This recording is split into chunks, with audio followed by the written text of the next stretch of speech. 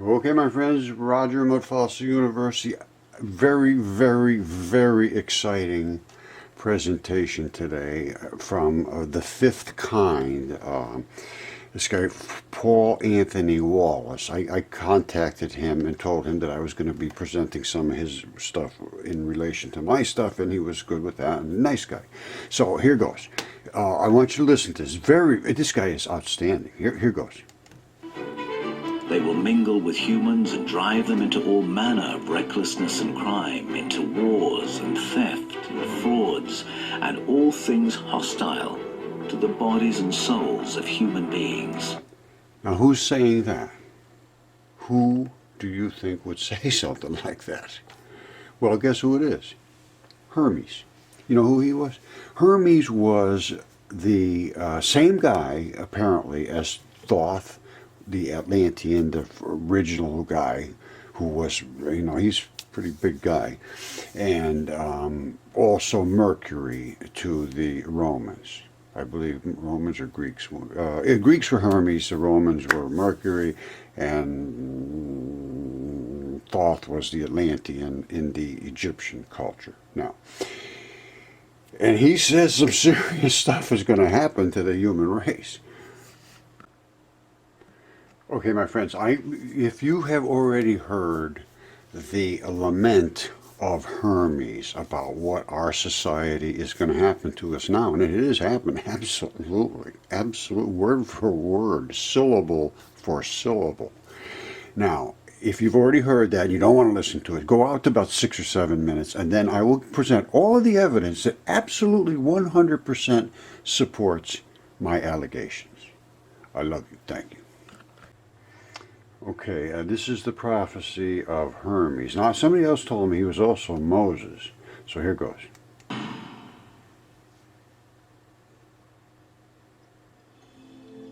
Do you know, Asclepius, that Egypt is an image of the heavens? Or to speak more exactly, in Egypt, all the operations of the powers which rule and work in the heavens are present in the earth below. In fact, it should be said that the whole universe exists in this our land, as in a sanctuary. And yet, since it is fitting that wise men should have knowledge of all events before they come to pass, you must not be left in ignorance of what I will now tell you. There will come a time when it will have been in vain that Egyptians have aspired to the ways of higher beings in heartfelt piety and service. All our holy worship will become powerless and pointless. The higher beings will return to the heavens. Egypt will be left and forgotten, and the land desolate, with not one of the ancient deities remaining. O Egypt, Egypt, of thy religion nothing will remain but an empty tale, which in time even your own people will not believe. Nothing will be left but words engraved on stone, and only the stones will speak of your piety. And in that day, people will be tired of life, and they will cease to think of the universe as something worthy of reverence and wonder. People will no longer love the world around them, this incomparable work of the Creator, this glorious structure, this totality of good comprising so many diverse forms, this instrument through which the Creator operates in everything He has made, freely favoring human welfare. This combination and accumulation of all the manifold things that call forth the veneration, praise, and love of the beholder. Darkness will be preferred to light, and death will be thought more profitable than life. No one will raise their eyes to the heavens. Good, spiritual people, seekers of truth, will be considered insane. The vulgar and careless will be considered wise. The madman will be thought a strong man. and the wicked will be held up as good. As for the soul, and the belief that we are immortal beings, or that we may hope to attain to immortality, as I have taught you, people will consider it a joke, and even convince themselves that it is false. No word of reverence or piety, no utterance worthy of heaven, will be heard or believed. And so the higher beings will depart from mankind, a grievous thing. Only those who bring evil messages will remain. They will mingle with humans and push them towards all kinds of recklessness and crime, into wars and theft and frauds, and all things hostile to the bodies and souls of human beings. Then will the earth tremble and the sea bear no ships. Heaven will not support the stars in their orbits. All voices of the gods will be forced into silence. The fruits of the earth will rot, the soil will turn barren, and the very air will sicken with sullen stagnation. All things will be disordered and out of kilter. All good will disappear. But when all this has befallen Asclepius, then the Creator of all things will look on that which has come to pass, and will put an end to the disorder by the power of his will. And his will is everything good. He will call back to the right path those who have strayed. He will cleanse the world of evil, washing it away with floods, burning it out with the fiercest fire, and expelling it with war and pestilence. And thus he will restore the world to its former beauty, so that the universe will once more be deemed worthy of wonder and reverence. And the source, the creator and maintainer of the mighty fabric of the universe, will be loved by the people of that time. Their lives will resound with continuous songs of thankfulness and blessing.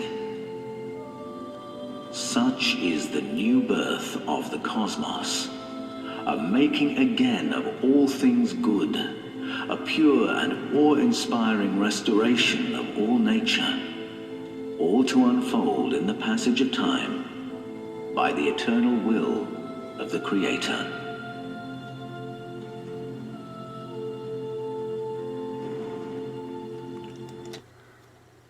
Well, that was Hermes, and I did not hear a syllable that I can object to. Not a syllable.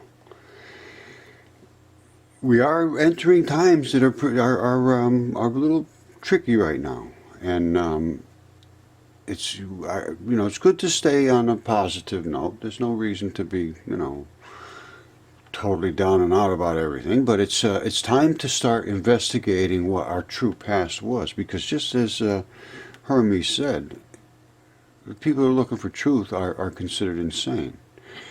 Now, if you just accept things without any evidence whatsoever, then insanity is out there, and there's a lot of it on every side. I mean, the academics, in my mind, they have gone totally insane.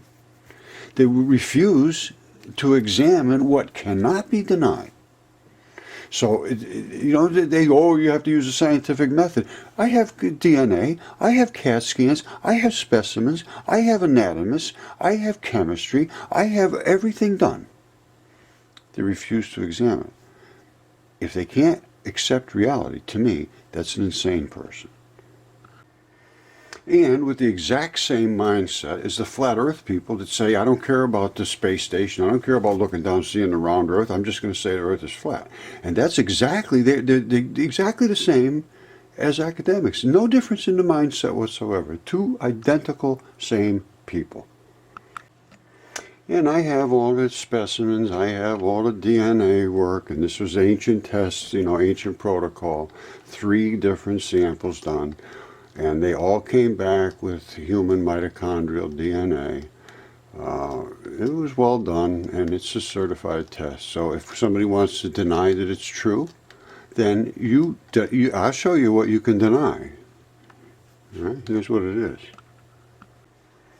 All right, there's the lung right there. That's the lung in the picture, and it's a lung. This one was not tested DNA. This one was. And we got the DNA out of this area, this red bloody area. That is the pleura of the lung. That's the pattern of the pleura. That's the depression of the heart. It's the left human lung. It's flat as a pancake because that's what happens with mud fossils.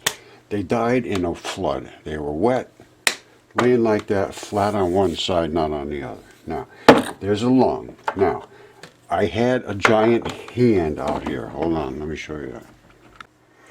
All right, this was also DNA certified. That's a giant hand. And if you take your own hand and lay it out like that, that's where it's a different type of material here. You have a strip that runs down there like a tendon. You see? And then this other side is where that stuff goes off this way. And this is just up to about here. This is a 36 inches wide. Is this hand, and then I found all kinds of other stuff since then, like that. But there was two sides to it. This is a really eroded. That's a bone ball, and that's where the tendon comes down, and that's where it splays off, and that's the abrupt transition of the tendon there. That's where the fibers are. But that's the bone ball, and you can actually see the meat in there. You see the meat way the muscle wrapped around, and that's the other side of the bone ball. Now this is a really eroded side. And then one of the fingers off of this side, this finger here, this is a tip of this is what they call a distal phalanges, the very, very tip of your finger. And that is the pattern, they call that a bone silhouette. All right?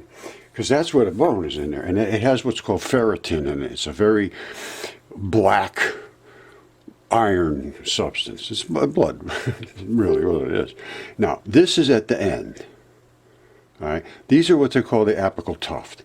They sit right at the end of the distal phalanges. This was from another fingertip. It was all eroded, one side of it, where that bone ball came off of, and this side. And then the other side had perfect fingers, like this one here. That's a fingertip.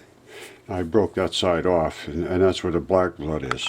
The other one, this one here, I took the blood right from, whoops, I took it out of here. Hold on. Right out of there. And it wasn't real good. This was weak. The blood was weak because it was all soaked out of there. I thought it would be good. I didn't really get it deep enough. The other ones I got in right out of the blood. And I mean it comes out bloody. I'll show you. I mean it comes out just completely blood. And the scab, the fibrin is right underneath here. Let me see. I got the other shots here. All right, see, that's just if you move. This is the same thing you have in you. That's a blood clotting fabric. It's called fibrin, and it makes all these little fibers, and all of your blood cells go in there, and it gets stuck. And that's what a scab is. And these are see those right there? See the hole right there? That's a vein and an artery. And these come in, I forget what they call these. Foramen, bone foramen. And anyway, I got so much stuff. I go all day with this. Okay, so I'm just going to throw in a few things to really spice it up, because you got to throw in some spectacular stuff. People just don't pay any attention. You get anybody's attention with a 60-foot penis, pretty much almost anywhere. Now, let me throw in a couple of vaginas. Hold on. It's kind of funny. The other day, I'm showing this, and I said, I'm going to show a couple of vaginas. You can't have too many vaginas, something like that. And I was kind of chuckling about it. People thought it was kind of funny. But anyway, this is real. This is real. This is a cave, but it's a vagina. I mean, there is no question. And I showed the split, which is the split in the abdominal cavity, and it separates after it seems like that when you're developing, and then after it's get wet and it's waterlogged in the salt, it snaps right there, and that is the seam. Any doctor should understand every bit of this. So anyway, I'm going to leave it at this. Time to pay attention to what is real. I mean, it's real, and it's time to it's too much for these people to take. And I know it really gets them scared, because at this point, they are the ones that have no clue. And until they jump ahead of this stuff, they're going to just look like fools at the end of this, because the people that are really illiterate are going to be more intelligent than people that are the ones that are teaching us stuff. Just a fact. All right? God bless you. Just to verify what I'm saying, this is what happens. Originally that's a ball, and then it inverts inside of itself, and eventually it seams here. That's the cavity where all your organs and everything are. So, and that's what breaks apart. And I mean, there is a zillion of them. They're everywhere. This one's a good one to see that seam. You see it right up there? And you know, these different structures are the tissues that are in the vaginal canal. I mean, that's what they are, and that is that seam. So it's time to go to the reality world. So it's a tough pill to swallow, but it's just going to have to happen.